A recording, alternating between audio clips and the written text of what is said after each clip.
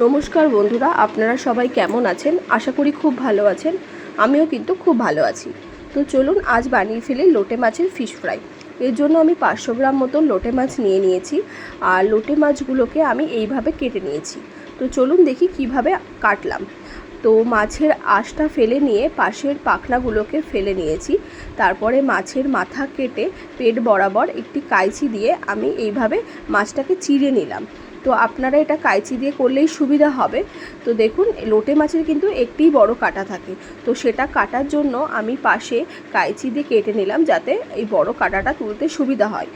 ব্যাস এইভাবে বড় কাঁটাটা তুলে নিলেই হবে, কারণ ছোট কাঁটা তোলার দরকার নেই, ওগুলো খুব একটি অসুবিধা হয় না। তো এইভাবে আমি কিন্তু কাঁটাটা তুলে নিয়ে সমস্ত মাছগুলোকেই কেটে নিয়েছি। তো দেখুন, মাছগুলো কাটার পর কিন্তু আমার এরকম শেপ এসছে। তো আপনারা এটা খুব সহজেই করে নিতে পারেন। তারপরে আমি এই মাছের ফিলেগুলোকে কেটে নেব ছোট ছোট টুকরো করে। মিডিয়াম সাইজ হলে 2টো করবেন, বড় সাইজ হলে 3টে করে নেবেন। তো চলুন মাছটা এবার ম্যারিনেট করব। তো এর জন্য আমি একটু লবণ দিয়ে দিলাম, তার সাথে হলুদ এবং শুকনো লঙ্কার গুঁড়ো, আর তার সাথে দিলাম সামান্য পরিমাণে সর্ষে বাটা, রসুন বাটা, আদা বাটা, আর ধনে পাতা আর কাঁচা লঙ্কার একটু বাটা দিয়ে আমি ভালো করে মাছটাকে মাখিয়ে নিলাম।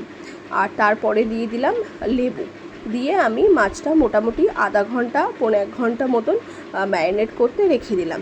এবার মাছটি ভাজার জন্য আমি ব্রেড ক্রাম্ব নিয়ে নেব, আর তার সাথে নেব সমান পরিমাণে ময়দা আর কর্নফ্লাওয়ার।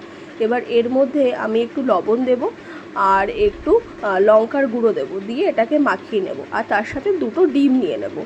এবার মাছটাকে আমি এই ময়দা আর কর্নফ্লাওয়ারের মধ্যে কোট করে কিছুক্ষণ রেখে দেব, ওই মিনিট 10 মতন, যাতে মাছটা ভালো করে শক্ত হয়।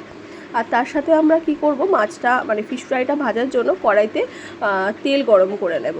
এবার তেলটা গরম হয়ে গেলে ওই যে কোটিং করা ফিশ ফ্রাইগুলো রেখে দিয়েছি, এগুলো ডিমের মধ্যে চুবিয়ে নিয়ে ভালো করে ব্রেড ক্রাম্পের মধ্যে লাগিয়ে নেব। এবার এইভাবে আপনারা ভালো করে দুপাশ এদিক ওদিক করে লাগিয়ে নেবেন, নিয়ে ব্যাস গরম তেলে এটাকে ছেড়ে দিলেই আপনার ফিশ ফ্রাই রেডি। তো আমার কিন্তু ফিশ ফ্রাই রেডি। এটা আপনারা কাসুন্দি, লঙ্কা, পেঁয়াজের সাথে সার্ভ করুন, খুব ভালো লাগে। তো আমি মেয়োনিজ আর টমেটো সসের সাথে ফিশ ফ্রাই নিয়েছিলাম। এবার আপনাদের এই রান্নাটিকে ভালো লাগলে চ্যানেলটিকে অবশ্যই সাবস্ক্রাইব করে দেবেন, রান্নাটিকে শেয়ার করে দেবেন, লাইক করে দেবেন। ভিডিওটি দেখার জন্য ধন্যবাদ।